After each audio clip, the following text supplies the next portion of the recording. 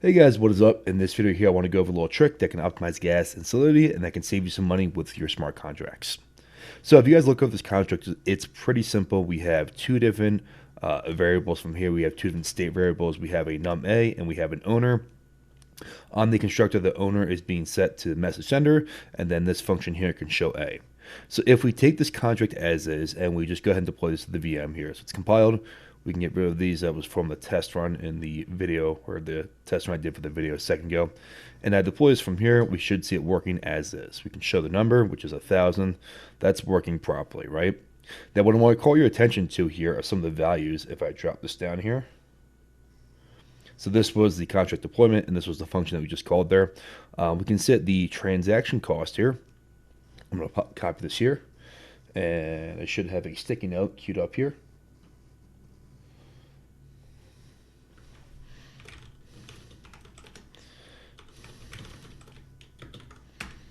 And we have the execution cost, just so we have some type of reference from here. We have 136,665, and then this is 79,355 here. Now, if we take the same contract here, if I can type contract 2, and we notice that this particular uint right here, this num A, this isn't changing, right? We set it, and then we have a function to show the number from here, but we're not changing that at any point. This variable, the owner, we actually are changing it at some point right here. So we can't do it with the owner variable, but we can do this trick with the num A variable. And it's pretty simple. All that we're going to do is add the keyword constant to this here, because we're not changing that keyword anymore, or excuse me, we're not changing that variable anymore. It's set to a constant value, and that's that. And we can see we have a little warning from here. Function state immutability can be restricted to pure. I'm going to leave this as is right now because it's just a warning, and we just want to see the optimization in gas here. At the end of the video, I will change this here to see if it has any result, but right now, let's just keep it as is. So it's not perfect code right now, but we just want to see what type of result and what type of impact this constant keyword has on our gas fees from here.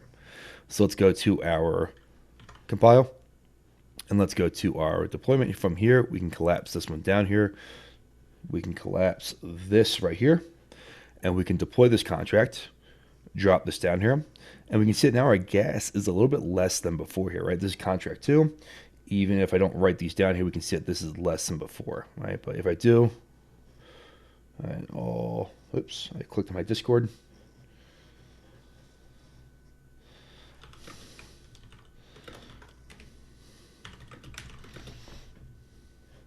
And funny story, actually. Some of the interviews I actually did in a professional environment and some of the bigger companies, like you might be thinking for a small contract, this isn't a big deal, like a little bit of gas here and there. It's not a big deal. But a lot of times these bigger companies are really big on optimizing gas in their smart contracts, because remember that oftentimes it's not just a contract being deployed one time, it's a contract being deployed 1,000 times per day or different things like that. So gas optimization really is a big thing as you start to get into more and higher level and more as you become a better developer, let's say. So let's just do this one more thing here. Let's restrict this to pure. Let's see if there's any effect here, pure, and we can deploy this.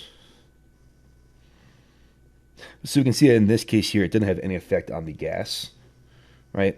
But it is now clean our code. So if you guys learned something in this video here, be sure to give me a thumbs up, comment down below. We'll see you guys in the next video. If you guys are interested in this type of content, be sure to let me know, and I can keep making it. On average, more generic, better than Solidity. However, I'm a big blockchain here. I do like my blockchain. I think it's a very cool technology. The decentralized database concept is something super cool, and the decentralization world is something super cool to me. So if you guys want to learn more of that, be sure to give me a thumbs up, comment down below, and subscribe. This way I can keep making these videos, and I will see you guys in the next video.